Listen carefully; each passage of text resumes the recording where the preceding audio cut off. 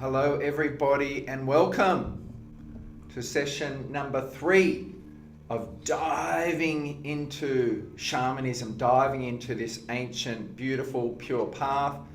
My name's Mark Steinwood. If you haven't done the first 2 sessions, strongly recommend you do those before doing this one.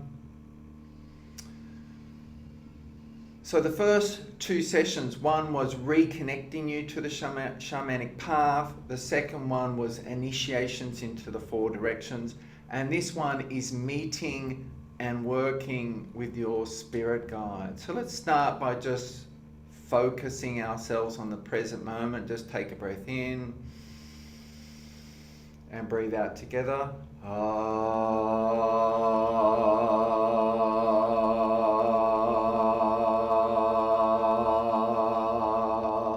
Really grounding your feet into the earth. Take a breath in.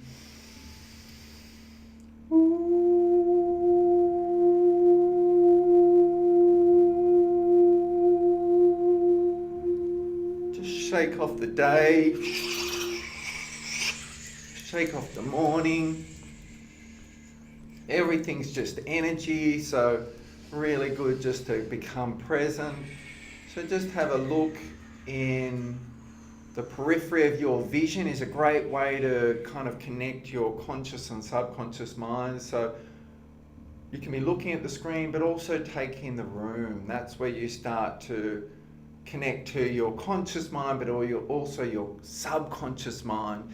And you might even, as you do that, get a sense of your guides who love you unconditionally around you to support you.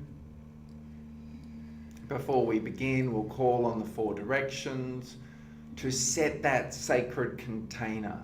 Every tradition does that a bit differently. The main thing is the intention that goes behind it, and ours is to call on the support of the earth, air, fire and water, our guides who love us unconditionally, all of creation. So let's settle in a bit as we call upon the east and the element of air, and we just ask that spiraling wind just come through our personal spaces to just cleanse and clear and take out the busyness and suck it up and remove it totally, so that you really come into the present moment. And you can say, my intention is to land here right now. My intention is to land here right now. To let go of the past. To let go of the past. To forget about the future. To forget about the future. And to come into this present moment. And to come into this present moment. And you can even put your hands on your heart and take a breath in.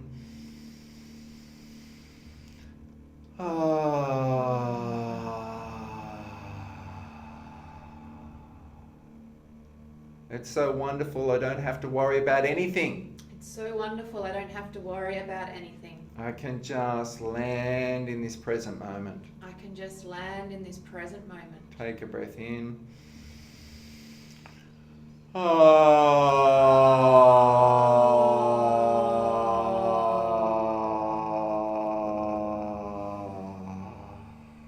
The shamanic path is always about the here and now. It's always about being present, connected to the earth, but connected to all that is.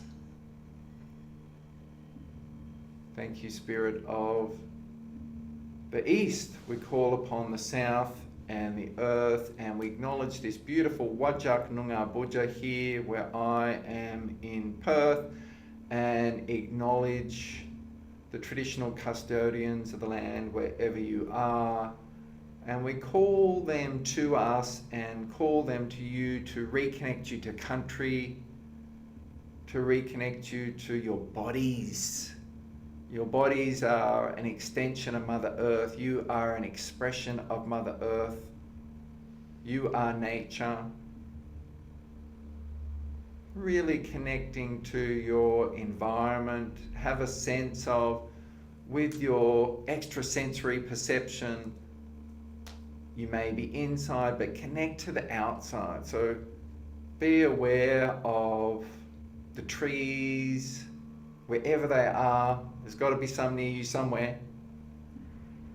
The earth, even if you're way up high, connecting to the land.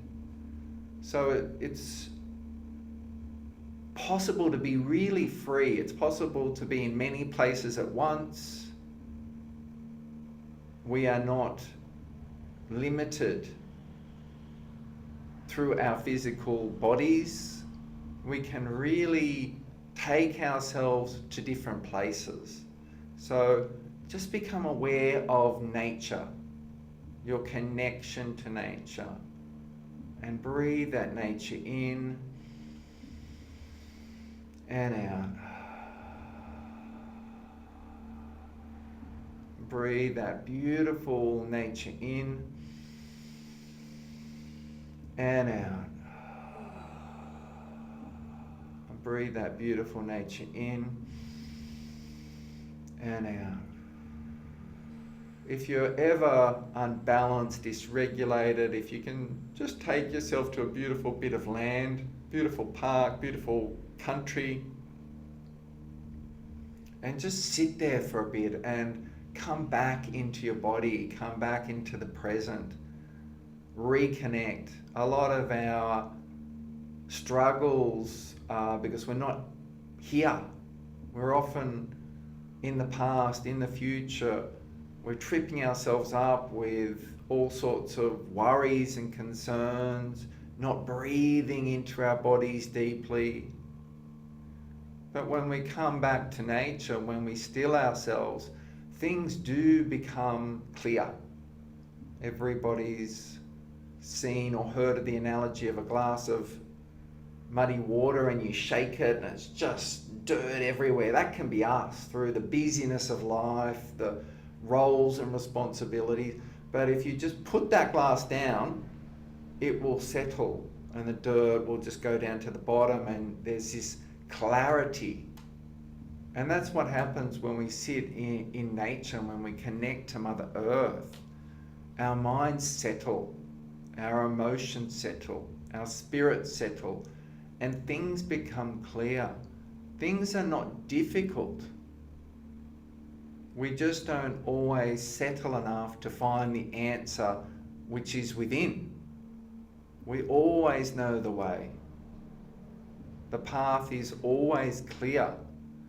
And problems shouldn't disturb us. We should welcome the solution that comes with the problem. There's always a solution that is perfect and beautiful. We don't have to push problems away. Welcome them. Welcome the solution that comes with them. Open your sense of knowing that the answer is within, that the answer will come.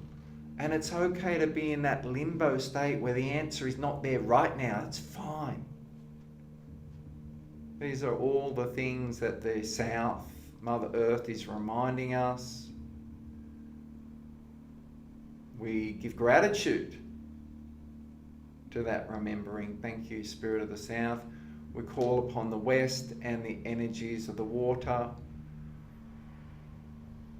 The first thing that comes to me is a beautiful rainbow and a waterfall of light coming down. That waterfall cleansing us, that rainbow filling us with colours, and just taking away and washing away the anxiety, the stresses, the emotional struggles, the turmoil. Again, cleansing the field, washing away the debris, calming the emotional body. The mother will always hold you. The water will always cleanse you. And you are always loved. That theme of always loved, always supported is what my guides constantly remind me of. If I'm ever disturbed or worried or anxious, and I connect to them. Chill out. Everything's in hand, everything's in order. I must have heard that a million times. Everything's in hand, everything's in order. Relax, it's all okay. It's all okay. So just have that sense of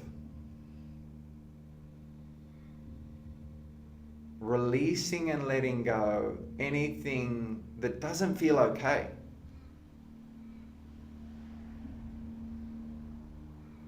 Anything that you feel should be a different way than it is at the moment. Just take a breath in. I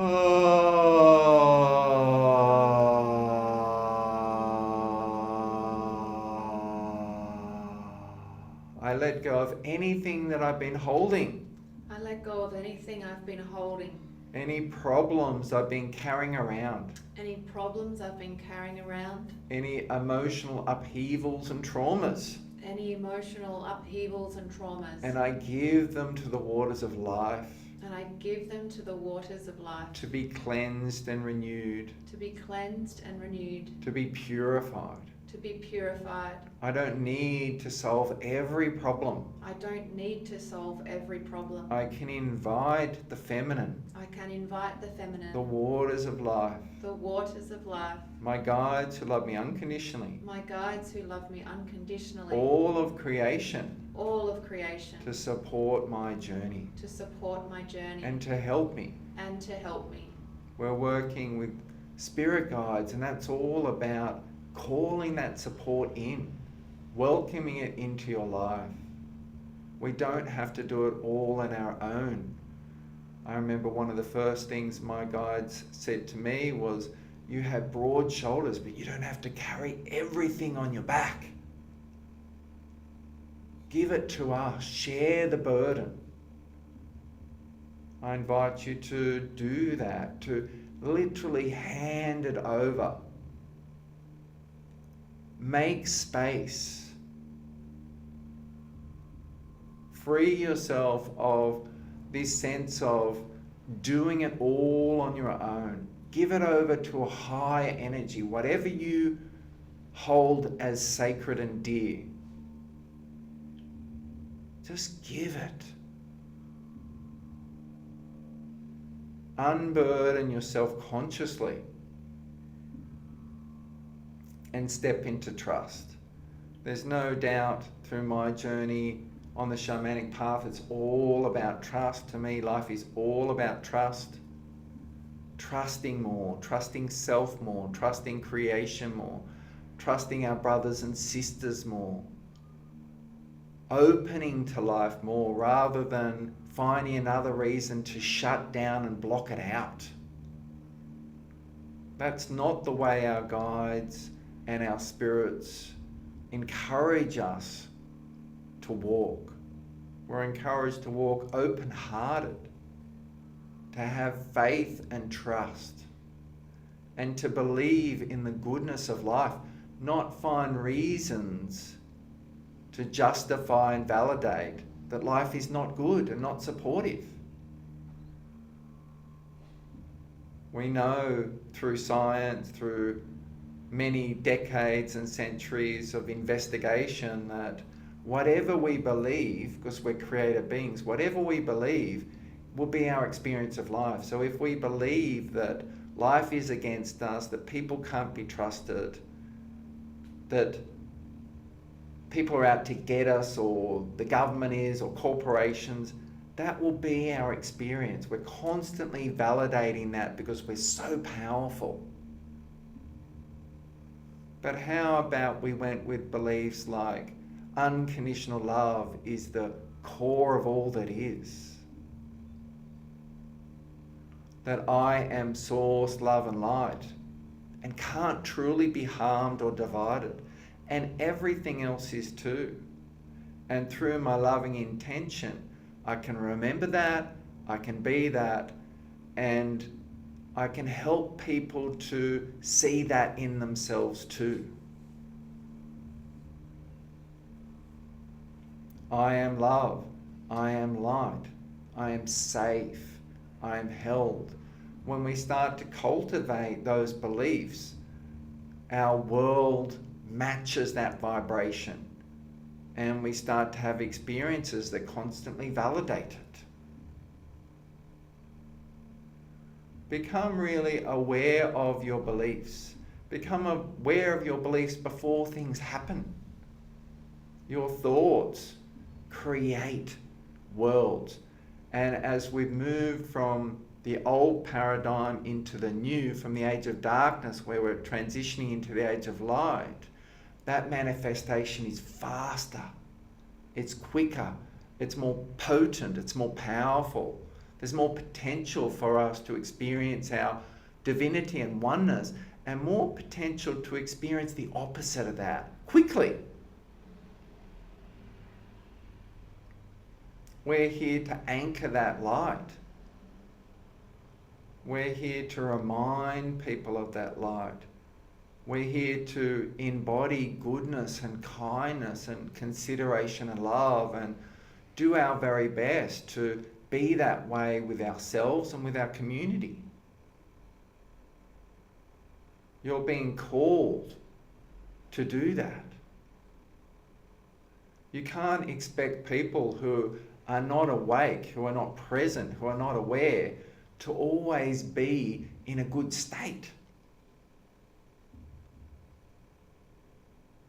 But you are aware. You are awake or waking up.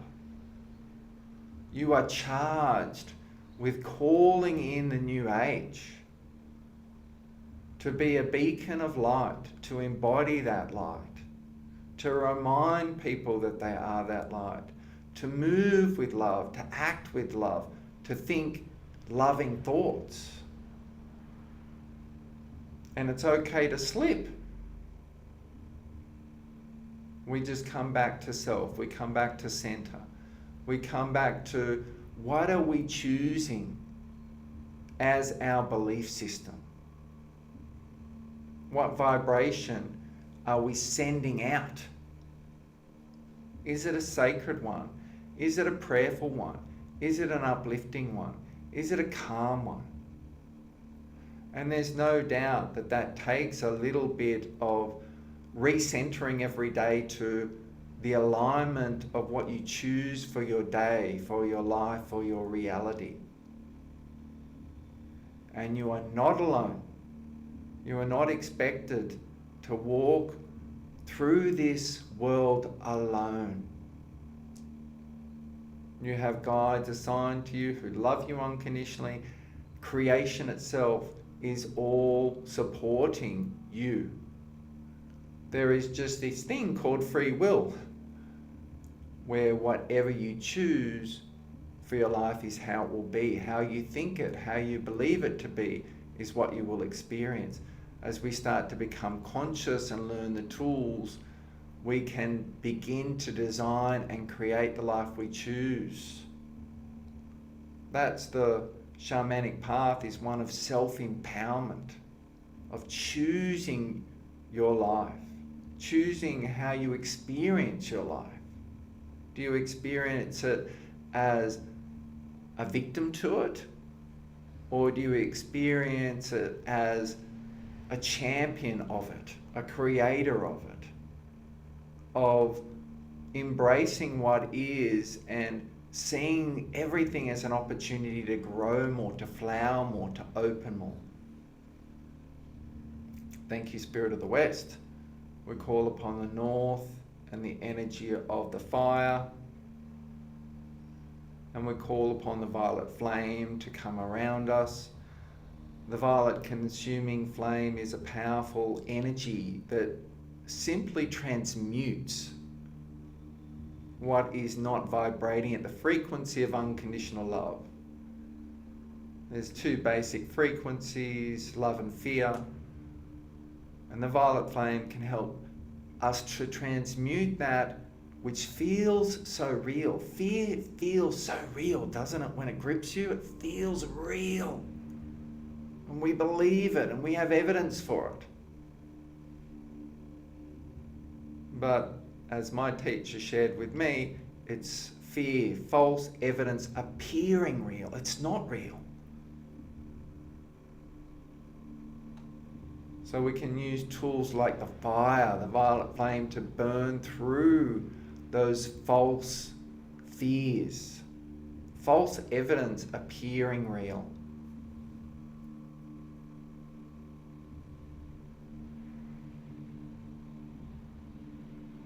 I invite you to call that violet flame to you now.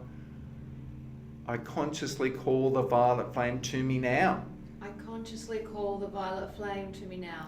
To burn through my fears. To burn through my fears. That are not real. That are not real. That are not supporting the truth that I am love. That are not supporting the truth that I am love. That are keeping me small and struggling. That are keeping me small and struggling. Instead of abundantly healthy and vibrant. Instead of abundantly healthy and vibrant. And happy. And happy. Take a breath in.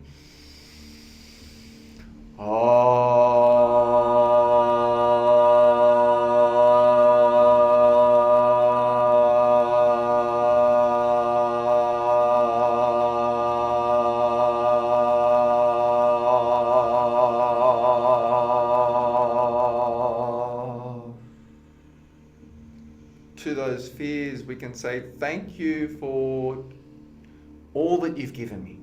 Thank you for all that you've given me. I release you with love. I release you with love. I know that you're just energy. I know that you're just energy. That you're not real. That you're not real. And I ask the violet flame. And I ask the violet flame. To lovingly consume you now. To lovingly consume you now. A big breath into that intention. Breathe in. And the sound.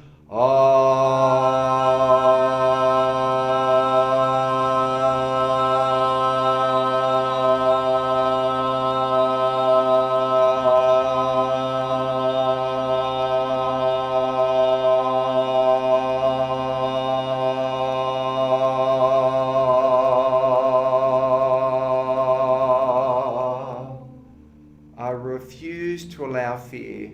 I refuse to allow fear From any time. From any time. To limit my ability. To limit my ability. To connect with all that is. To connect with all that is. To embody my power and purpose. To embody my power and purpose. To be love. To be love. To move with love. To move with love. To move with grace. To move with grace. To move with dignity and self-respect. To move with dignity and self-respect. And again, a really strong intention to call the violet flame in to burn through that. And we can breathe in together. Breathe in.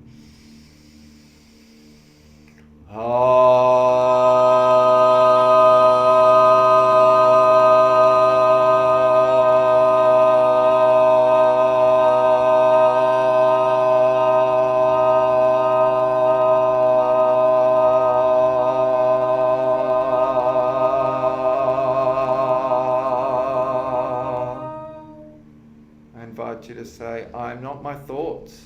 I am not my thoughts. These thoughts are just energy. These thoughts are just energy. This energy may not have even come from me. This energy may not have even come from me. It could have been ancestral. It could have been ancestral. Could have come from society. Could have come from society. Could have come from thousands of years ago. Could have come from thousands of years ago. I am not these thoughts. I am not these thoughts. I am not any fears in my mind. I am not any fears in my mind. Or my body. Or my body. When I dissolve, these fears will dissolve too. These fears will dissolve too. And my true light will be revealed. And my true light will be revealed. As I return back to light. As I return back to light. I am not fearful thoughts. I am not fearful thoughts. Breathe into that. I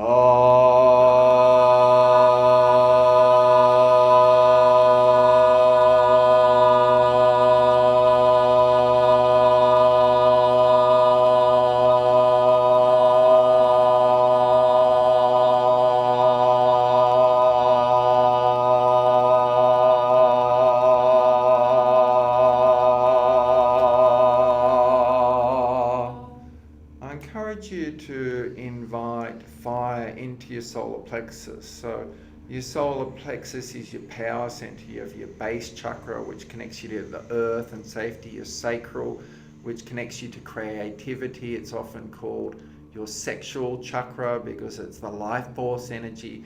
And then you have the solar plexus, which is all about your personal power. What's my energy? What's other people's energy?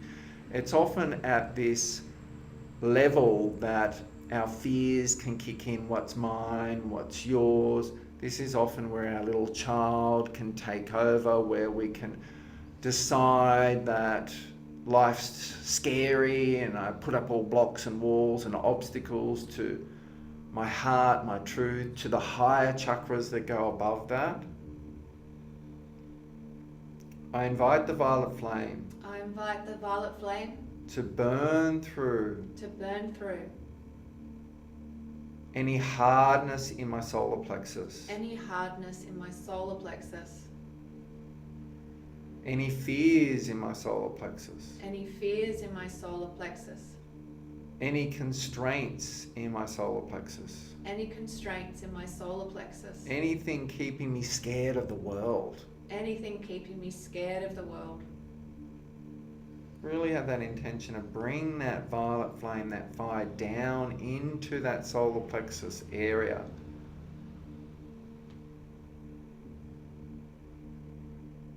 Can call upon the energy of the sun as well to light up the solar plexus. The solar plexus, the color is yellow. It's like the sun.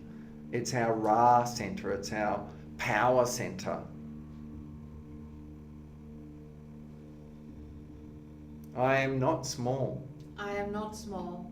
I only have small thoughts and beliefs. I only have small thoughts and beliefs, Small energy from others. small energy from others, But I am not small. but I am not small.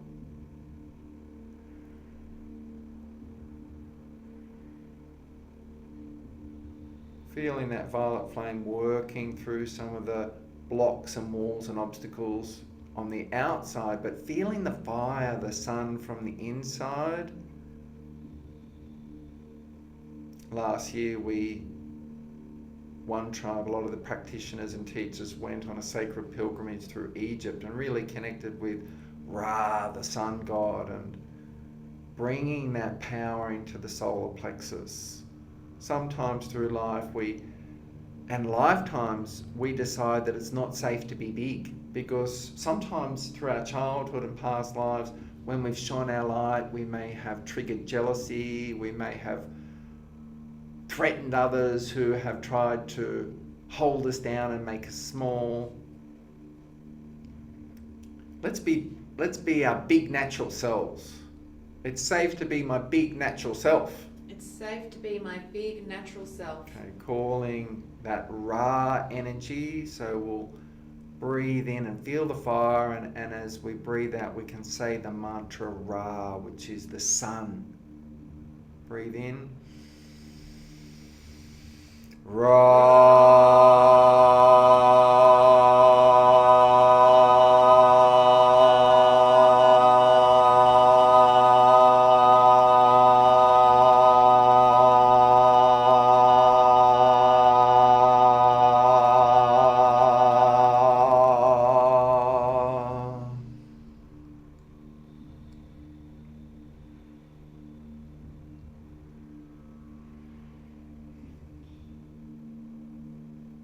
The realm of the solar plexus in energetically is often the child, and we actually call and have termed something called the shadow child. So we have our inner child, which is about play, but our shadow child is those stuck, frozen moments in time which become our subconscious, which is the big computer. Our conscious mind is small compared to our subconscious. So people feel our subconscious way more than they feel our conscious, because it's bigger.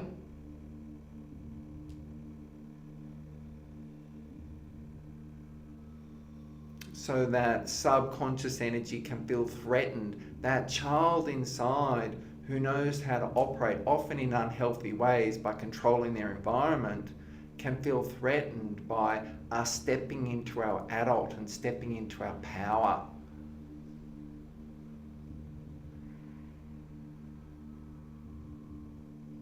To those parts of me that may be threatened To those parts of me that may be threatened by me stepping more fully into my power, by me stepping more fully into my power, more fully into my adult, more fully into my adult, more fully into my Ra energy. more fully into my Ra energy. Do not be frightened. Do not be frightened. And I do not give you permission And I do not give you permission to block my conscious mind to block my conscious mind and its choices and its choices about personal power, about personal power, stepping into unconditional love, stepping into unconditional love, and opening to the support of all that is good. and opening to the support of all that is good.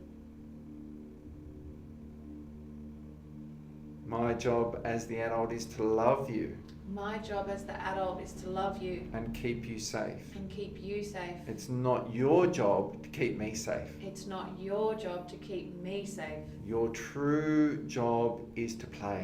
Your true job is to play. As the adult, my job is to do everything else. As the adult, my job is to do everything else.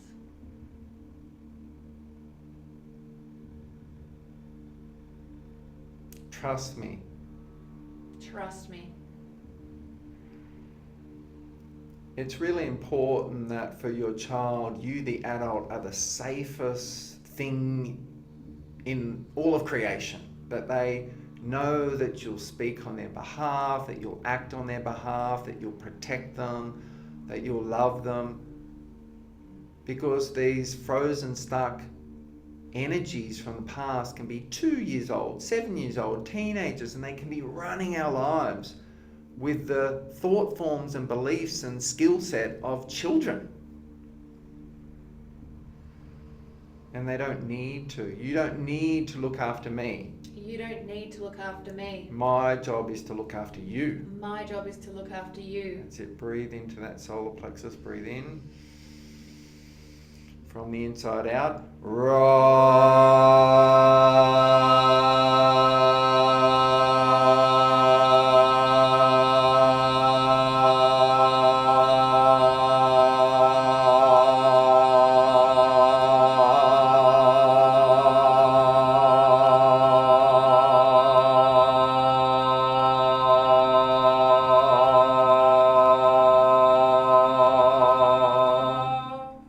With love in your being.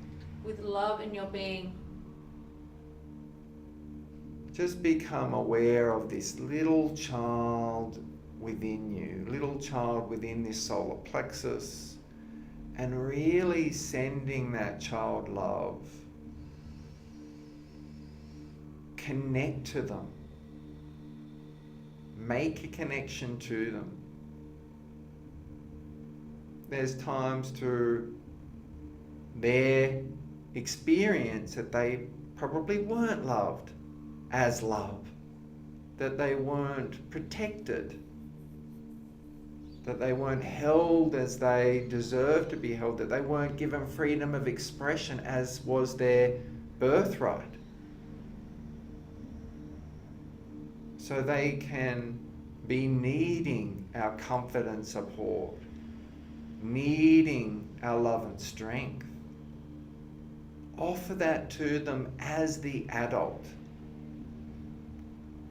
Offer that to them as the energy of Ra, as the energy of the sun.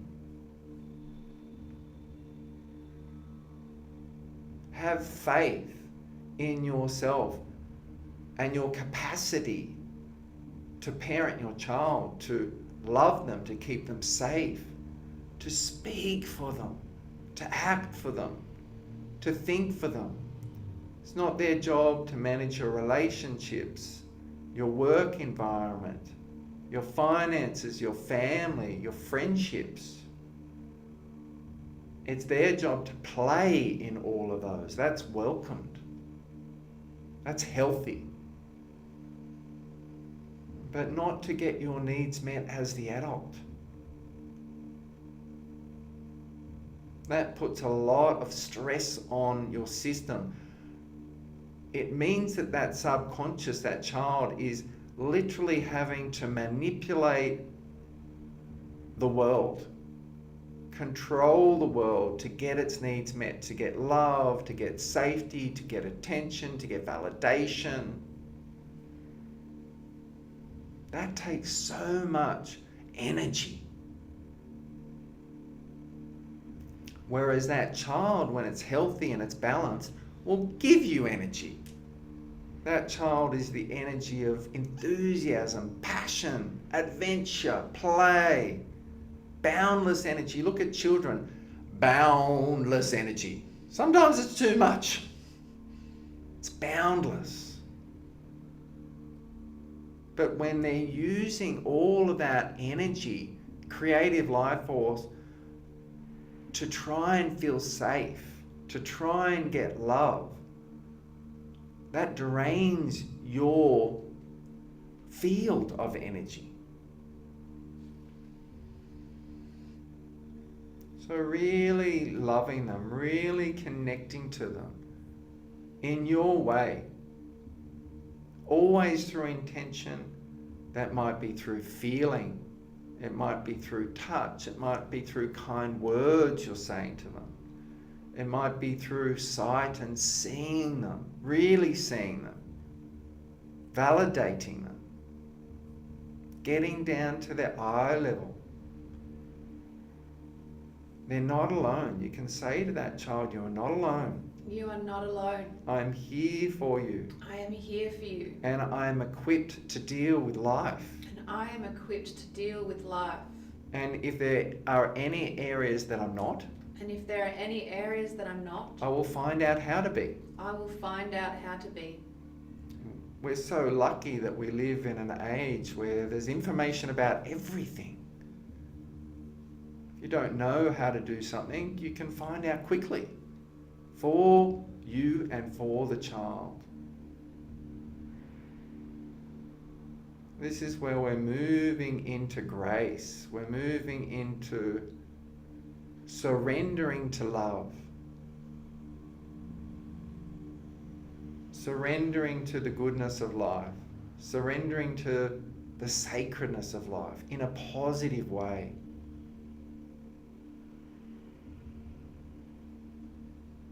Good luck trying to control the world. Good luck with that. How much effort does it take to control one person?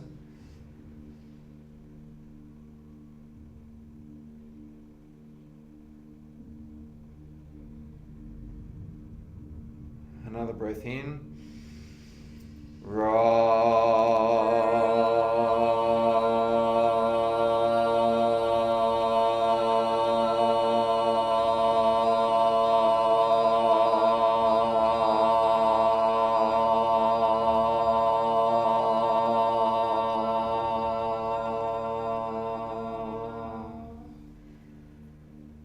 Can give gratitude to the north and the fire, the violet flame, the energy of the sun in our own being, in our own solar plexus, to our inner adult, to our child who's done so much on our behalf and no longer needs to. We give great gratitude to the direction below us, and again acknowledging Mother Earth above, Father Sky, the sacred in between when we stand for balance, and as that bridge between the physical and spiritual dimensions. That's the shamanic path, to be a bridge between the physical and spiritual realms, to combine spirit and matter together. We call upon all of our guides who love us unconditionally to clear any obstacles and blocks to connecting with them and to them, to help us to feel and know in a powerful, experiential way that we are supported, that we are not alone, that we're held and we are safe.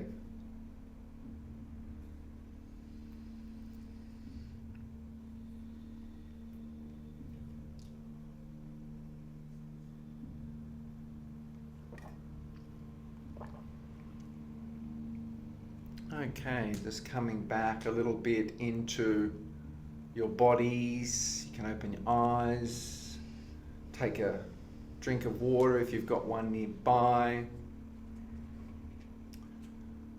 So today's session, as you do that and just settle and come back, is to connect with our spirit guides. What are our spirit guides? Where are our spirit guides? Where are they? Where are you? So we all have spirit guides who are assigned to us. If you remember from the earlier sessions, the principal understanding is we come from Source and we come down to experience ourselves as that. And through life, all sorts of things block that.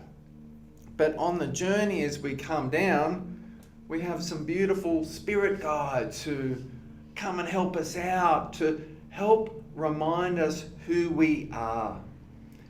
And a big part of this relationship is something called free will. So the extent to which our guides can help and support our lives is very much limited by how much we welcome them in. So we have to consciously invite these helpers in. And it's important that they have mastered unconditional love. So we're not connecting to a relative who passed over. It could be Uncle Steve, who loved his cricket, loved a beer, loved a yarn, who was a great guy who we want to connect with. No, we're really connecting to energies that have mastered unconditional love. And they can take on many forms, but basically their primary job is to help us remember who we are, remembering that when we come down, all these things start to cloud that, our ancestors' energy, beliefs and thought form, and we can forget. So our spirit guides are kind of a sign saying, we're here, we're here, we're here, but we need to connect to them, and they can help us to clear all of these blocks and obstacles, to really embody who we truly are. And my experience with spirit guides is it's not like we give our power away to them. They want us to be like them. They want us to be this. They want us to make our own decisions. They want us to look within and feel who we are and what we want, and know that we have the support of all that is to embody anything we choose, knowing that we are all that is. So what do we want to experience in life? It's up to us. We have free will. So they are here to support us, to guide us, and our job is to build this connection, build this relationship to them. What forms can they take? They can take on many forms. They can take on just the energy of light. They can take on the form of ancestors in terms of ones that have really mastered unconditional love. They can be like elders, shamanic guides from all sorts of traditions. They can take on the form of angels. They can take on the form of animals. They can take on the form of elements of nature. In their essence, they are this, reminding us that we are that too. But how they look and feel is very unique to us and to whoever is assigned to us. How we experience them is different because we're all different. Some of us see, so we see shamanically through our third eye. Some of us really feel energy, so we feel our guides. Some of us just have this deeper inner knowing that they're there. Some of us hear the messages from our guides. Some of us smell them. Some of us actually sense the touch of our guides. The guides use all of our senses. What I've learned from teaching for a long time, almost 20 years, is that a lot of people in the West in particular are obsessed with sight.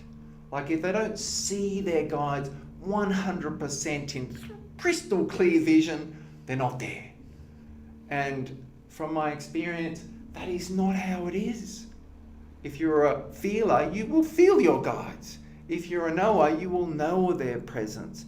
If you see shamanically, yes, you will see them, but you might feel and sense them as well. You hear them. There are many ways that you can connect to this wisdom, which in essence is source. Our higher self is source. You're connecting with this divine presence of unconditional love, but that's uniquely assigned to you, so they know you. They have an assignment. Can you imagine how frustrating it would be to have that assignment and there's free will? So their job is to help you remember who you are, but they kind of have to wait until you invite them in.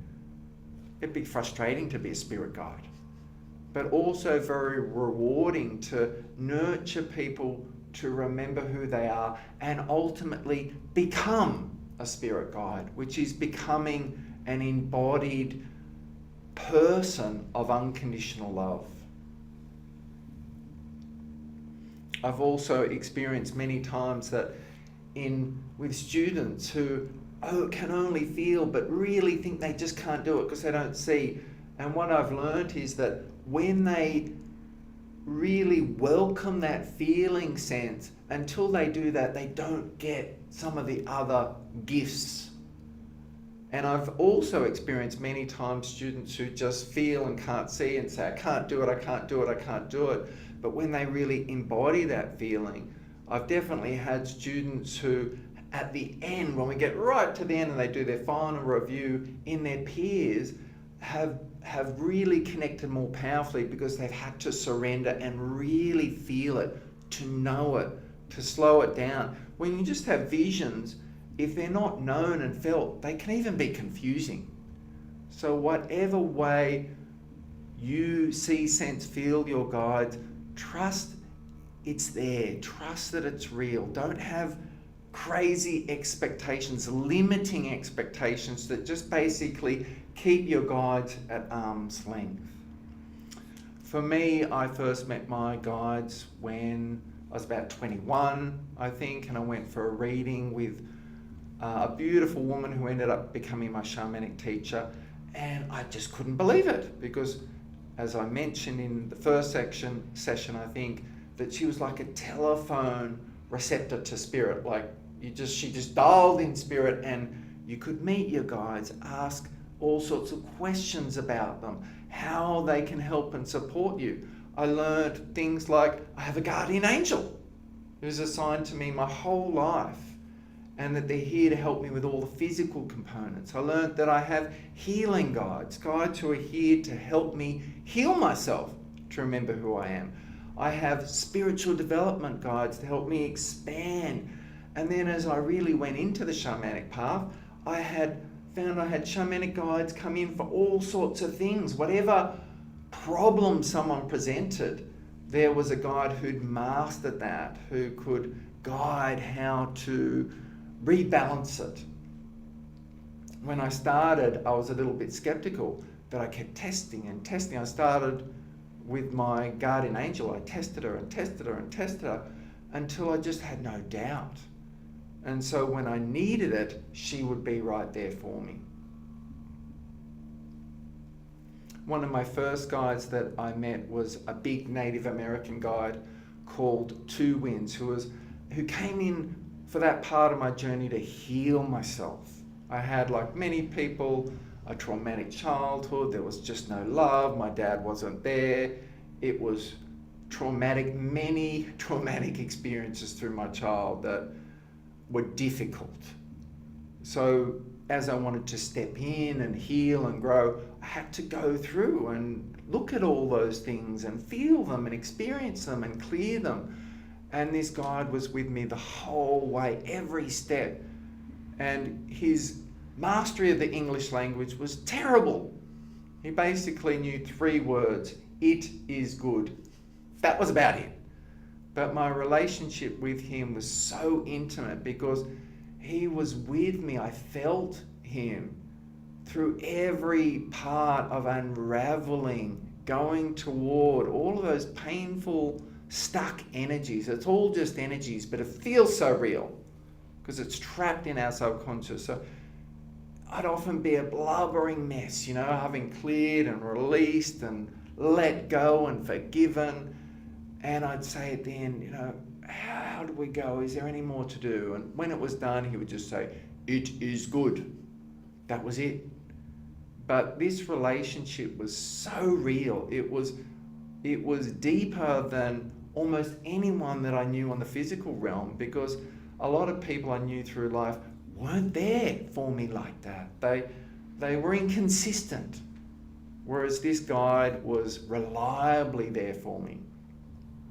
And I found through my journey, the guides come and go. This guide was here to help me through healing myself, but as I transitioned through the bulk of that, we're always healing ourselves, right? There's always layers, which means there's more growth, more growth, more growth. But as I've done a lot, I moved into a new guide who, lo and behold, was a shamanic teacher, which was great because I really wanted to learn about the shamanic path. And so that shamanic teacher came in to guide me early on how to bring through this ancient tradition. And I was so green, I literally knew nothing. My teacher had given me a few guidelines, but this teacher taught me everything. And all I did was open to be a conduit for his wisdom and love and light to come through. And when I started, and I was so green and a bit nervous, I would get all the details. Everyone connects differently. I would literally sit at my computer and have a chat and be guided exactly what to do. This course, that course, how are we going to do this weekend retreat? Everything. I never came to it from the head. I just was guided. What do the people need? Do this course, do that. And I just faithfully did it. And this guide did it all. And at the beginning, they would give me everything, every detail, even like the intricate details of a meditation, because I was a bit nervous. But as I stepped into it more and more, they gave me less and less and would just give me the themes or certain steps, and so that I could be fluid in the moment, so that you can allow this wisdom to come in the moment. Like that whole section that we did in the first, like half an hour we worked together, I didn't know we were going to do any of that. But obviously that's exactly what you needed to do the other parts of the journey that they really want us to get into. So these guides can come in for different times. They come in to help us personally, and they come in to help others. And they all specialize at different things. They're all different, just like some people like to do this and that, and music and art and science, and people specialize in everything these days, and always have. The guides would also specialize at different things. So some would be really good at healing the tender parts of the heart, some would be great at the mind, others on the physical body, some would be great at helping you rebalance the land, helping spirits cross over, helping you to run ceremonies, helping you to heal yourself. Every time you heal yourself, you're widening that channel. You can help more people. So it's not really what you know. The shamanic path isn't learning all these techniques. And through the shamanic training with One Tribe, we learn lots of powerful techniques that are used in many shamanic traditions. All of them are being taught to me through my guides. And they're general, but they're powerful tools. But the most powerful tool is creation. It's this energy. So it's not the mind, it's something bigger that's coming through. And so what happens, it's not what you know, it's who you know, right? So a new guide comes in and a whole new modality, a whole new energy comes through. At One Tribe, we do lots of sound healing, working with digers, and done it for like 12, 13 years. Thousands and thousands of people have come. And so when the Kyoto monks from Tibet came with that deep throat singing, we ended up supporting their work, and we ended up doing sound healings with them where they were doing the medicine Buddha and really bringing through this powerful medicine. And we collaborated together a number of times. And being a hollow bone, you open up to connect to, well, what is this energy? Who is this medicine Buddha? This blue lapis lazuli being. And as I opened up to them, I was taken into their realm. So Tibetan Buddhism is the realm of Tantra, the realm of light, the realm of these beings of healing. And what I found, being a hollow bone for that, I was playing the didge, going from person to person, and streams of light, streams of colour just went right through every person. And as I sat and started to doing healing work, I couldn't believe it. Like these Tibetan monks came. And I'd had past lives, I found, working with that, and suddenly I'm doing this Tibetan throat singing. I can't do it if they aren't doing it through me, but suddenly there's all this really deep stuff coming through. Different guides started coming through. So I found that energy is really good at dealing with what you might call dark energies, abuse energies, energies that don't want to go. I found sometimes that monks would come and I literally would just amplify their energy and they would just clear things. Sometimes I would get prayer books and be guided to just say these sounds and mantras, and that would clear things. And that wasn't like I learnt that for years. It just happened overnight. And the same thing has happened with the Native American tradition, the Aboriginal tradition, the South American tradition. So as you step in and you open up, these energies can come through you and bring through amazing things. And whatever guide you have and whatever guides you work with are perfect for you, and one is not better than another. We can sometimes in spiritual realms and in all parts of life get a bit jealous or want different things, but it's really good if you see someone has a guide or bringing through the energy, like celebrate it, support them, encourage it, want them to be successful, and then more will come to you as well. And I've also found, being a shamanic practitioner, where you're this hollow bone, this clear channel, basically you're grounding that spiritual oneness energy into this earth, that sometimes that channeling can be very deep. Like sometimes those Tibetan monks just take over my body and they're making these sounds and they're ringing bells and doing all sorts of stuff, and it's really embodied. And other times it can be really light, so light that I'm not even aware of exactly what guide is talking, what they're saying. Like right now, I'm not really aware what guide is saying these words to you right now, because that's my intention, to allow them to speak through me, to do every action through me. And same when you're doing healing work. So sometimes you're just sensing, oh, they're wanting to go this way. And it's really important that you honor that, because you'll get a feeling of it's over here. And then when you say it to the client or the people that you're working with, can you sense that? Their first thing is usually no, because they're thinking something else, they're somewhere else. And then people dismiss what they get. And the guides can give up then. Like, you have to trust what you get and don't feel you have to do it or do it perfectly. It's the job of this source energy. It's the job of oneness. It's a job of light and wisdom to do it. Just have a bit of faith. Have a bit of trust.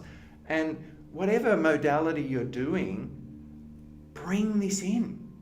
Bring in this sense of faith. Bring in this sense of trust. Open to more. Open to wisdom. Open to support. That consciousness will use every modality, everything you've learned, they will use. If it's effective, they'll use it. But it's sort of like supercharging it. Because instead of your brain and your ideas and your thoughts doing it, you're letting something bigger amplify those techniques. One thing that's very important on the shamanic path is humility. So there's this knowing that we don't do anything. We really don't on the shamanic path. The less you do, the more your guides can. The less you say, the more your guides can say. So it's really important that you acknowledge that it's not you. It's not your wisdom. It's not your light. It's not your energy. You're not expected to be this fancy person or dress this certain way or act this. You just be you. If you like the footy, watch the footy. If you like going out dancing, go out dancing. Be who you are. Be normal. You've got to you might be doing shamanic things, but you go home, you've got to wash the dishes. You be really humble about it. And if someone thanks you and praises you, it's important in the shamanic tradition, as I've learned, you don't kind of take it on because it's not you. You can take on, yes, I set the space, I prepared it lovingly as I was guided. I really worked hard over many years to clear my channel out, to get out of the way. I've done so much unlearning. My Western mind is learning and doing. I've done a lot of unlearning. I've taken responsibility for this space and to keep it pure. I can take ownership of that. I welcome that, but I don't take on praise for the energy, the healing energy, the journeys that people experience, the magic that happens, the healing that happens. It's always good to attribute that to the guides and just be normal. You don't want to sort of put yourself up there. You know, the shamanic thing is always a circle. We're all equal. And that's why in the shamanic tradition, as I've been taught, you never call yourself a shaman. Other people might put that title on you and describe you in that way, but you never go out there and say, oh, as I've been taught, I'm a shaman. It's fine to say I'm a shamanic practitioner, but it's this sense of not being egoic about it. That helps keep it pure. And lastly, it's important when you're stepping into doing anything spiritual, anything of service, that you're doing it from a sense of service. It's a calling. You're not doing it to prove yourself because you haven't done that in your life, to fill a void, to get a position of power, to get money. When you're stepping into service, the underlying thing should be service. It should be giving. So always check that your intention, what's your intention? Is it pure? Are you patient? Are you willing to kind of let the assignments come to you without wishing to be there? When I was a young man, I had a sense of where I was going to go with this work, and I wanted to be there. But there's different parts of the medicine wheel of life, and you humbly walk those. You don't do it to feel a void because you weren't loved, because you didn't feel good enough, because you weren't seen, because you weren't heard, because you don't feel powerful. And it's always okay. We live in a modern world. Shamans throughout the ages have always, in one way or another, charged for their work. They were given food. In some cultures, they were given horses. In others, they were given tobacco. In our realm now, we are given financial things. And we need that to live. And if you don't resonate with abundance, which is natural, how are you going to give? How are you going to serve? If your basic energy of abundance is not met, your base chakra is always going to be wobbling. So how are you going to be a clear conduit if you're worried about paying the rent? So it's healthy to be abundant. It's healthy to be financially abundant. But in the shamanic realms, that shouldn't be the primary goal, just money. We've talked for a little bit, we've done a little bit of work together. So let's have a break for 5 minutes, a time to refresh, drink some water, go to the toilet, and then we'll come back and we'll start to feel these guides, clear blocks to meeting them, and start to welcome them into our field and into our lives. Let's have a short break.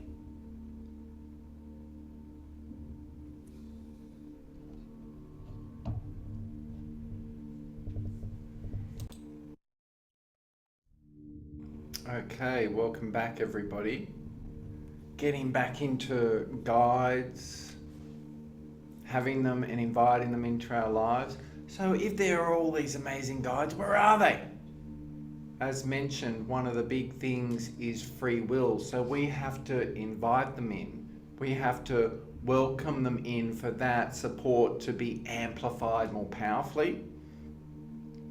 So there can be a number of things that can block people from connecting to their guides. One is just not calling them in. And a lot of children, the crown chakra is sort of like wide open until a certain age. So they are able to connect with their guides, to connect with their friends in spirit. But they're often told at some point through their life to just put that away. So literally, we can shut them off and put them away. Or like for me, when I was a child, it was quite traumatic, and they would often offer these beautiful words and guidance, and I just told them to shut up after a while. Like, my life was not good. And so literally they do. So through our own decisions and agreements that we've made with ourselves and them, we can kind of shut them down and block them out, and we can change that to welcome them back in. Subconsciously through time, we can do that as well. Like, there may have been times when we've asked for something and it hasn't come in the form that we've wanted, in the time that we've expected. And so we can start to disbelieve. Just, I don't believe that it's there. I'm not even going to ask. It never happens. And we know that whatever your subconscious believes, so if your subconscious says, I ask for things and it never happens, of course that's what's going to happen. So sometimes we need to undo that, and that belief may even go back over lifetimes. It may have been somebody else's belief in the family, and we might need to clear that. Ancestral energies can be a classic, which we've talked about. So we can have things that come and cloud us, and doubts, things like not good enough, I'm hopeless, who am I can't connect to my God. And that can be all sorts of beliefs through like the ancestral line that just come to you. So you might need to clear the thought forms and beliefs that you're not good enough, that you can't do it. Who are you to connect with beautiful beings of unconditional love? Who are you not to? That's who we are as well. So sometimes we need to clear that energy. That can be a block to connecting to our guides. Sometimes a lot of people, particularly called to the shamanic path or working as a healer, they may have done that in other lifetimes. We know through history, you only have to look at it, a lot of those healers and traditions were kind of persecuted and smashed and told that they were bad and wrong and evil. And so you may very well have made an absolute vow to never do that again. Even you might have had thought forms impregnated into you from those lives that it's bad and wrong to do that. So even though you have a calling, you might need to clear those lives, clear those past lives vows, because that can get in the way of you connecting. Sometimes in life, when you think about it, we've kind of got, I'm going to say this is a masculine energy and this is a feminine energy. We have both inside of us. And a lot of the Western world, it's all sort of masculine driven, and the feminine, which is the intuitive side, the connecting to spirit side, the cycles and balance, these should be in harmony and work together. But often this has been squashed by the masculine. And it doesn't matter whether you're a man or a woman, this can still happen. So sometimes we need to let the feminine have her equal space within us to expand into the spiritual worlds, not just be dominated by masculine energies within us. Sometimes we can be overly skeptical. One of the greatest medicine men of not that long ago, from just, died like 20 or 30 years ago, that I know of, is an amazing shaman called Fool's Crow. And he literally had 100% success rate. The only things that he didn't cure were things that people had never come to him with. So when someone came to him and he took it on, his connection was so amazing. People crippled from birth, blind, even things like birthmarks all over their body, he would just clear it all, sometimes really fast. But he would never treat someone who didn't believe. That was a criteria. And he would always put his hand on their shoulder. And if his hand went warm, then they had enough belief to receive the healing energy and to transform. If it went cold, he wouldn't treat them. So we can have this skeptical brain that just doesn't believe it, and that can keep our guides at bay. That can keep spirit and life away. So we have to move our thought forms and beliefs into one of being open, welcoming in. I might not believe, but I welcome it. I was very skeptical when I first got into working with my guides, but again, I tested them and tested them and tested them. When they always turn up, you start to believe. Another common block I see is often people coming from a very scientific background, and a real struggle for them to connect to their guides, because that masculine energy just makes it hard to believe in something bigger, even though some of our most famous scientists like Albert Einstein were all over this stuff. They knew it for sure. But that can be a big imprint. For me, in my life, my mum is a psychiatrist. She's only just retiring now with what's going on with her health. And she had a strong scientific brain. It was really, really hard for her to believe anything I was doing. She actually thought I was mad for a long time. And it was only until she met her guru, who is way madder than me, way more out there than me, that she actually started to go, oh wow, some of this stuff may be real. And it got to the point where we would even share clients. Sometimes I'd be visiting her, and she'd bring me in and say, look, this woman's sister died not long ago. She just can't let it go. Will you just connect to her and have a chat with her and bring them together? And so, we can move from this scientific mind and be more open-minded, but sometimes we need proof. So that can be a block. Our upbringing can be a block. Our training can be a block. Sometimes you can be really wanting to step into your shamanic self and experience that, and maybe there is a friend who's like wanting to do it too, and maybe they can even be a bit jealous. So subconsciously, this person might even put energy over you, even though they love you and they're your friend. So sometimes people can put energies over other people to block their connection. I often see this with students who come, and sometimes their partners are doing it. They're just scared that they're going to grow. They're going to outgrow them, or they can even be jealous, like they want to be there. So sometimes people's energies can stop us connecting to our guides. Sometimes we can even do that to ourselves. Like, I have this belief that if I step into my full shamanic self, into my full spiritual self, into my calling to do healing work, serving work, ministry work of some kind, that my family are going to abandon me and I'll lose them. I'll be thought of as crazy. So we can put blocks on ourselves.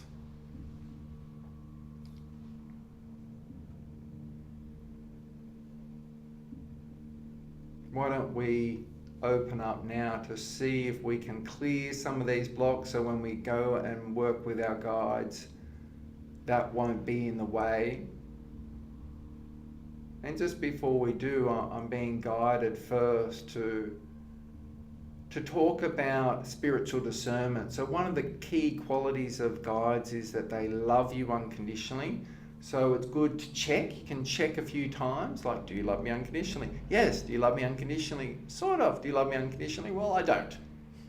Right? So there's lots of energies out there in the astral, and sometimes they might disguise themselves as guides. But if you really ask that question, it's hard for them to say yes a few times. So that's one way to check. The best way to check, I always feel, is from the heart. Like, do they feel loving? Do you sense their loving intent? Have you got this sense of that they love you unconditionally? Usually guides say very simple things to me, like, it's okay, everything's all right, you're a good person, it'll all work out okay, we love you unconditionally. And you feel that. If a guide is coming in and saying, we can be so powerful together, we can go into the 1850th dimension and call in more light and power than anyone has ever seen on this planet before, and just bring me into your life and we'll make it happen. That's probably not a guide who loves you unconditionally. That may be a guide that is wanting to use you and impose whatever energy and beliefs and whatever their brief is. for their own purposes. So it's really important to check, like, do they love you unconditionally? That's what we call spiritual discernment, to kind of know and sense and feel it. So if they're promising you grandeur, power, all these sorts of things, it's like, might just check them. Check them. If they're coming from the heart, then you'll really feel that. And for some people, we've all got discernment issues. So for some people it's financial discernment, for some people it's relationship discernment, for some people it's family discernment, for some people it's spiritual discernment. So if that's one of the things you're to work on, don't be discouraged if you're tricked again and again and again, or that you're looking for something else and it's sparkly and that's the thing that's going to fill you up and complete you and make you wonderful and amazing and lovable. They're often the ways that these energies come in, because we don't feel good enough, we don't feel powerful enough, we don't feel lovable enough. So we're kind of a prey to those sorts of energies.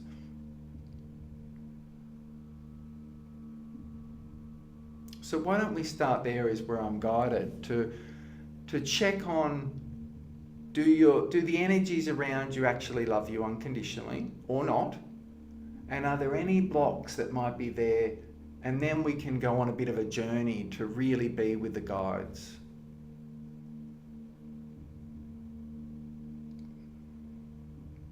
And you can say, I call upon my guides who love me unconditionally. I call upon my guides who love me unconditionally. And only those that love me unconditionally. And only those that love me unconditionally. Only those that love me unconditionally. Only those that love me unconditionally. Only those that love me unconditionally. Only those that love me unconditionally. So sometimes we can even have dead people attach themselves to our light and try and live through us.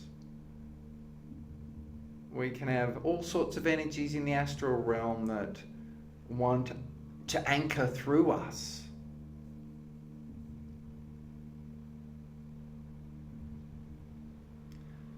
So just getting a sense of, can you feel energies in your field from other people, from other energies, from the astral field that they don't feel like they're love. They might feel a bit heavy. And then you might just get this sense of, there's a lighter presence, a lighter energy. Maybe I'm done with my time. So you can say, if there are any energies that I've made a relationship with, that don't love me unconditionally, I thank you for our time together. And I break the bonds, the vows made, agreements given, to have you be with me and stay with me. And really call in the light. Say, I call upon the light. For these energies to go to the light. So they are looked after by the light. And just have this sense of those energies dissolving, contracts and vows made over lifetimes dissolving, your energy field clearing, calming. Oh, you can even make a sound with me to just have that intention of really clearing that, bringing light to those relationships and energies so they go. Breathe in. Oh.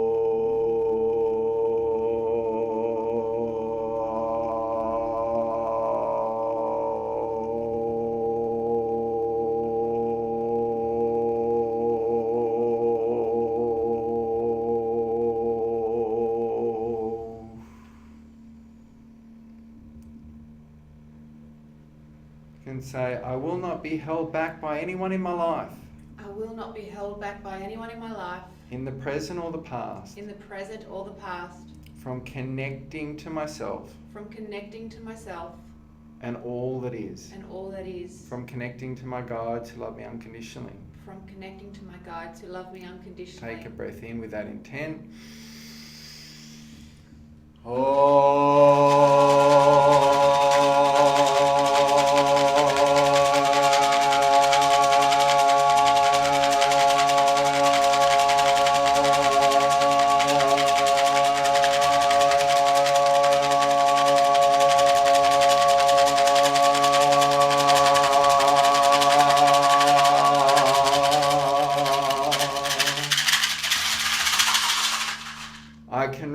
my potential I can realize my potential and get my needs met, and get my needs met, as can you. as can you. Breath in.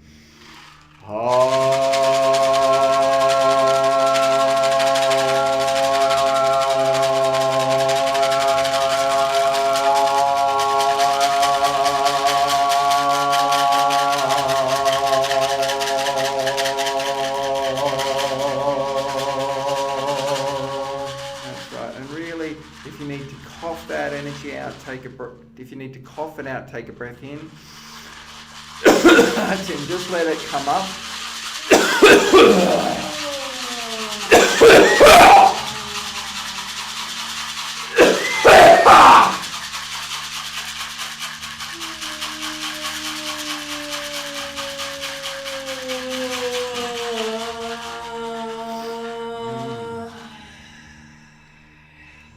I release any beliefs.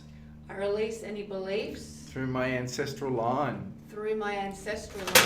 that may be limiting my ability to connect to my guide to love me unconditionally. This energy is not mine. So that can be not feeling good enough. It can be this is bad and wrong to connect to spirit.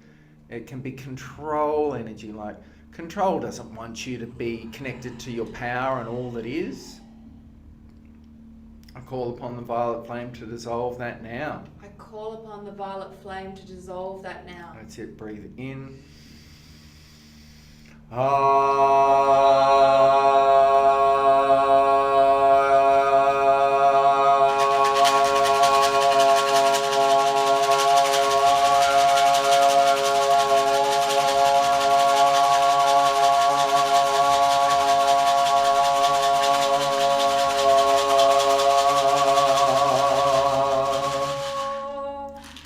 Feel into where is that in your body. Have you taken on any ancestral energy?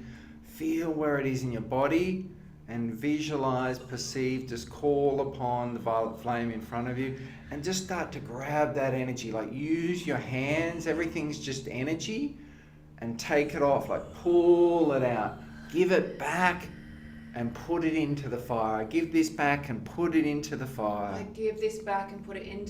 This energy is not mine. That's it. Pull it, grab it, find it. Where is it in your body? Where do you feel any ancestral energy? You can use sound to do it, use your hands to do it. Give back the not good enough, the low self-esteem, the beliefs that connecting directly is bad and wrong. That's it. Breathe into, pull it out, up and out, up and out, up and out, up and out.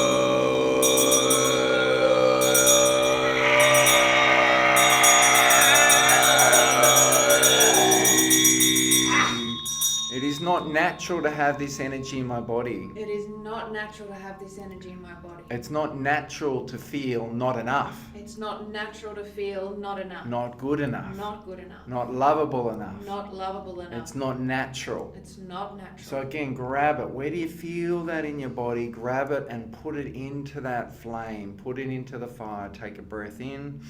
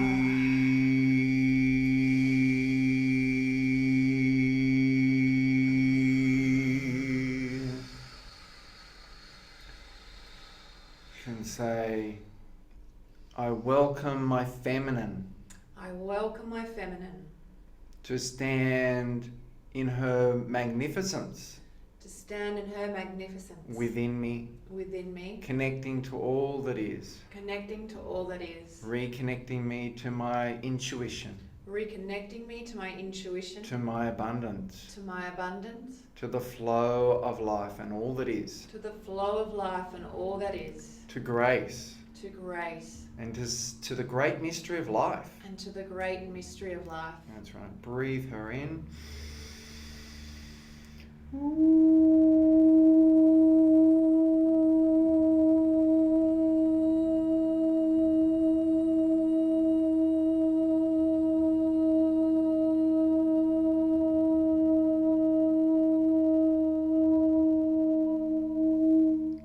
You can say, my masculine is welcome too. My masculine is welcome too. It is not a threat. It is not a threat. To allow the feminine to stand beside and with the masculine. To allow the feminine to stand beside and with the masculine.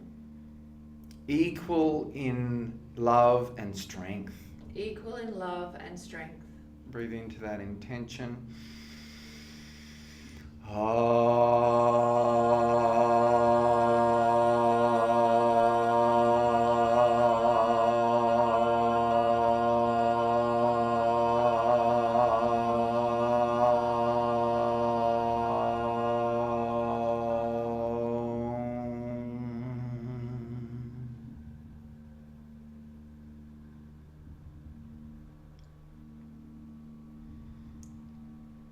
You can say, I have more than one mind. I have more than one mind. My heart has a brain. My heart has a brain. My stomach has a brain. My stomach has a brain. I have more than one mind. I have more than one mind. I do not allow my scientific brain my scientific brain to overshadow my heart's brain, to overshadow my heart's brain, my body's brain, my body's brain, my ability to connect to all that is. my ability to connect to all that is. I allow my brains to connect and speak to each other. I allow my brains to connect and speak to each other. My heart is there to guide the ship of my life, My heart is there to guide the ship of my life, to steer my life. to steer my life. My gut helps me know the way. My gut helps me know the way. That my mind is there That my mind is there to help facilitate that, to help facilitate that, not to override those other centers. not to override those other centers. I bring my brains into harmony and balance. I bring my brains into harmony and balance. And just use your hands wide apart to just bring them together, to bring the different parts of your brains, the brain in your head and your heart and your gut, and feel this sense of alignment, like bring the hands down from the head to connect to the heart, to connect to the body, to connect to the gut, to connect to the base chakra. Feel this loving connection from all parts.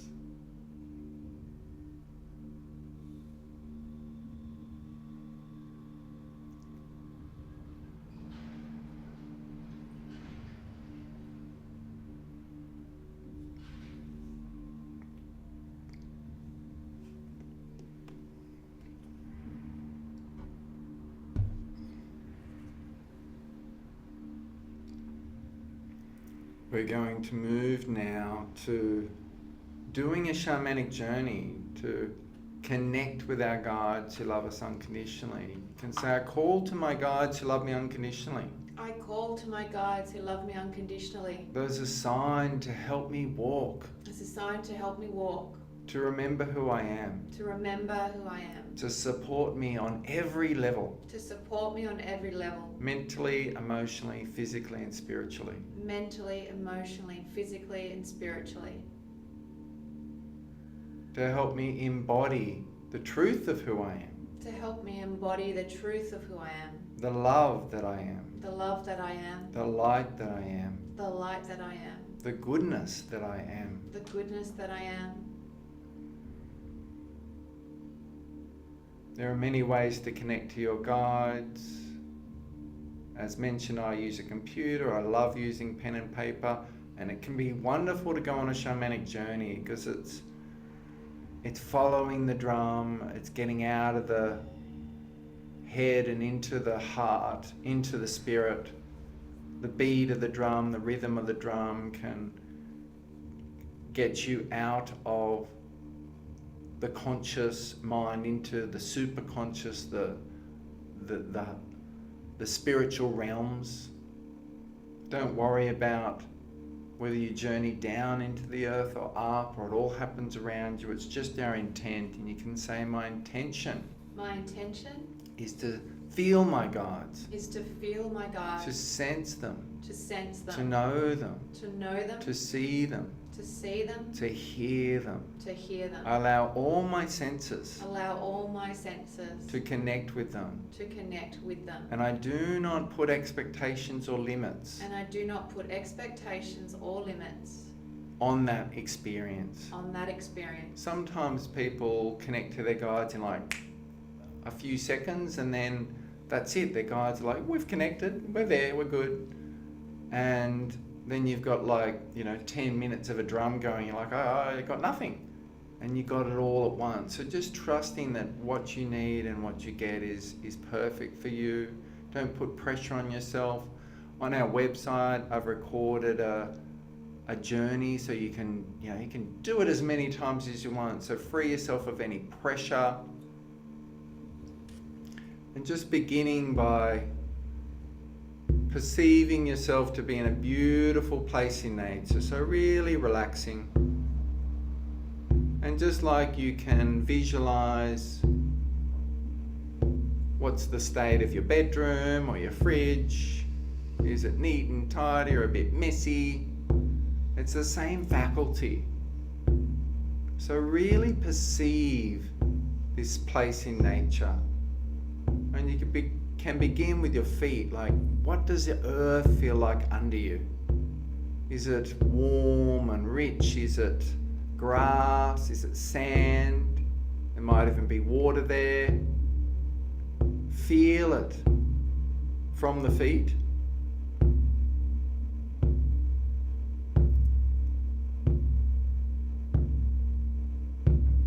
And start to become aware of the colours of this place in nature. Are there lots of greens or blues or browns or reds? What's the landscape like around you?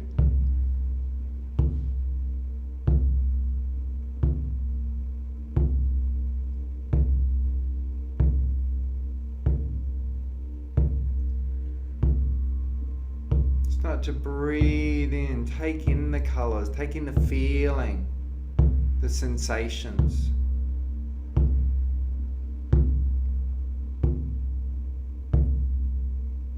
And you start to get curious to move around and really be free with that. Don't limit yourself at all. Whatever happens in a shamanic journey happens. You don't limit it with the mind whatsoever. So you're drawn to a portal as you explore this bit of nature around you. And this portal may be a piece of the landscape. It can be like a hole in a tree, or it can be a cave, a crack in the earth. It could be a pool. Most people generally are guided to go down into the earth. You might be taken up, or your guides may just come to you. It doesn't matter how you get there. It's just that intention to connect, be with your guides who love you unconditionally, and only those who love you unconditionally. Only those who love you unconditionally. Only those who love you unconditionally. And it doesn't matter how big or small this portal is, you'll go through it. Again, it doesn't matter the direction you go, It's the intention of being with and meeting these guides. I have a strong intention to be with my guides who love me unconditionally. I have a strong intention to be with my guides who love me unconditionally. And after 3, you're going to be taken through this portal to be with them. 1, 2, and 3.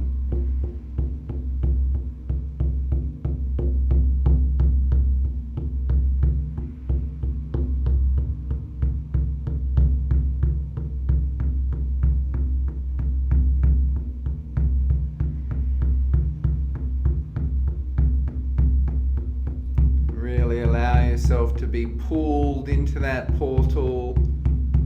You may stay where you are, you might go up. Really having faith and trust that you'll be guided exactly where you need to be. Not putting any limitations on that journey, any expectations or restrictions at all.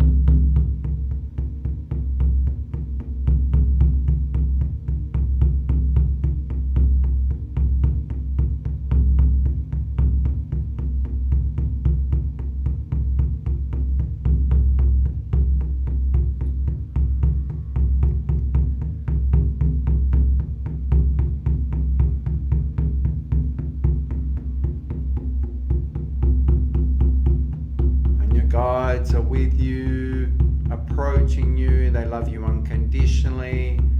They've been longing for this opportunity, longing for this invitation.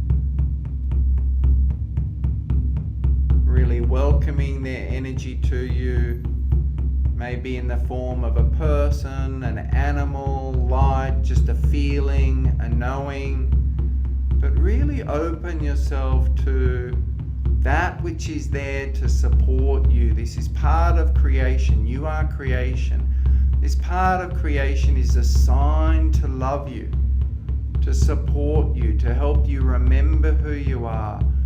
Invite that intention and experience in and let it take any form it needs. Let that energy heal you, love you, awaken you, expand you, bring peace to you.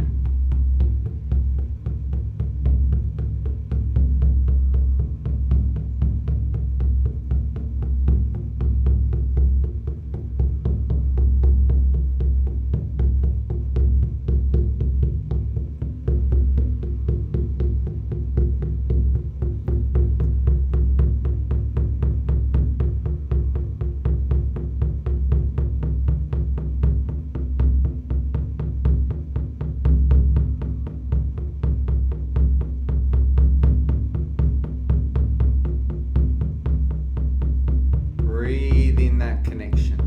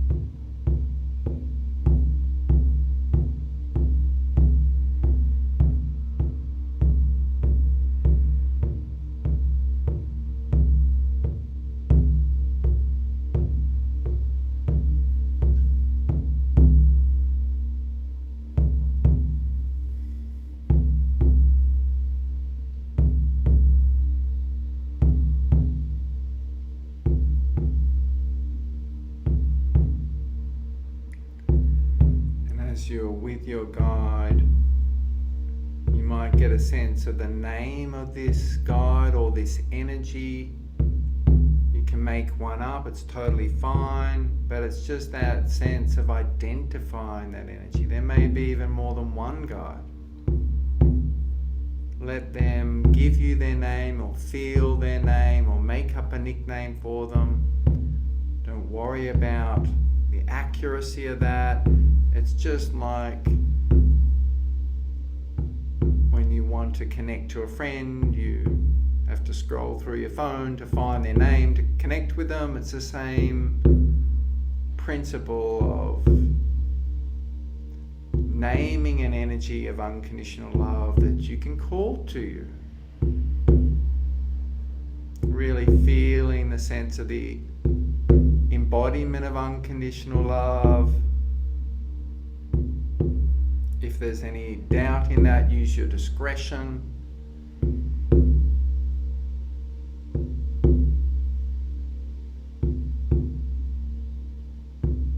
Your spiritual discernment.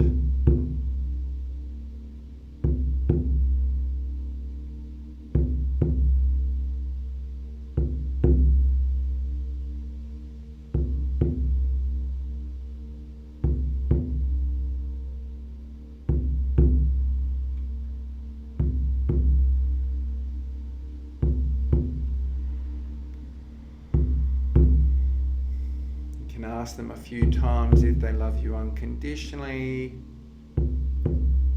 but really you should just know that as our powerful, clear intention as we started.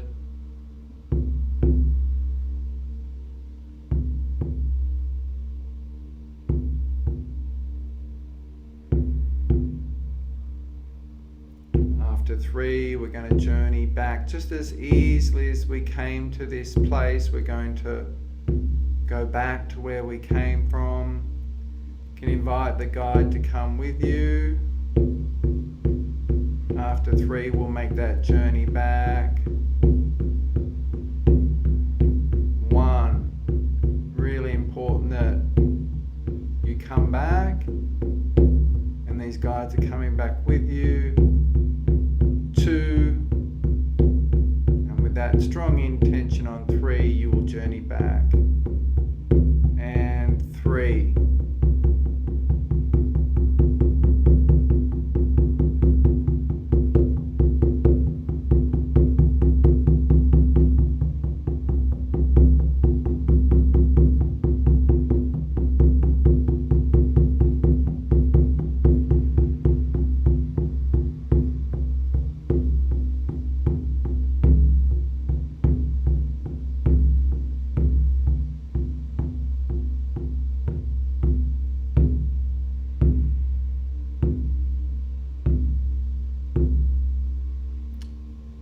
I invite you now to stay in this energy and just pick up that pen and paper, grab one if one's not right near you, and just for a few minutes working with your guides and talking to them, connecting with them, asking them questions. So as you write down simple things like, how can I connect with you more deeply?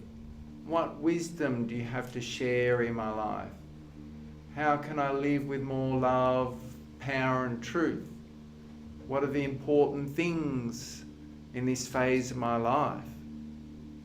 Just take a few minutes to write freely and don't analyze it.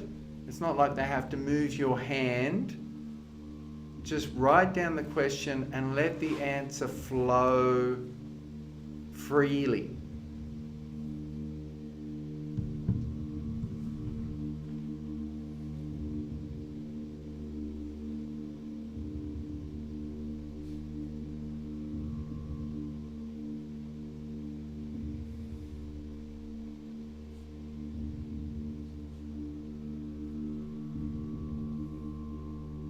Great to use different parts of our brain. So we use the right side of the brain for the journey. We're using the left side of the brain more to connect to our guides more consciously.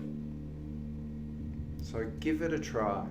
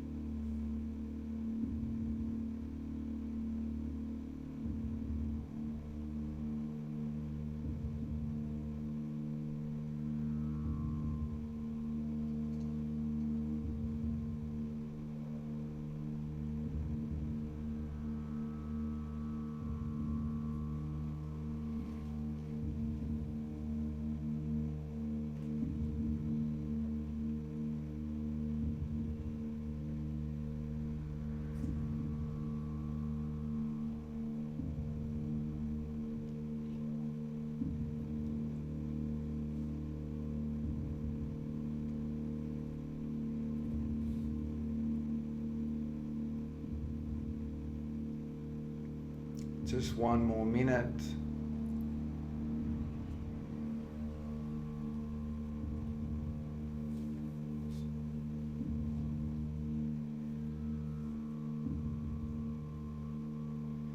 And just know that you can do this process at any time to really connect to your wisdom within, the wisdom of your guides. Remembering this process, it's not about giving your power away. It's about stepping into your power, trusting your journey, trusting your path, knowing that you're held, that you're loved, that you matter, that you're worthy, that you're a beautiful being. Doesn't matter what anyone's ever said to you, energy that's been put on you, labels that have been stuck to you. You are a beautiful being. You are source. You are love. You are lovable. That's your nature, your true essence. And one way or another, our guides will help us to know that and to become that and to fully be and embody it. We give great gratitude to the journey that we've had, to our guides. We're just finishing off the sentence that you're on. Can continue the writing the break if you choose, or once this recording's done. So we'll just close the four directions down that we open. We give great gratitude to the east, the south, the west, the north, direction of below, Mother Earth above, Father Sky, the sacred in between. All of these beautiful guides who love us unconditionally. We give gratitude and we close all of the directions down, all of that support down. And that concludes the third phase of diving into shamanism. Thank you for joining us on the journey.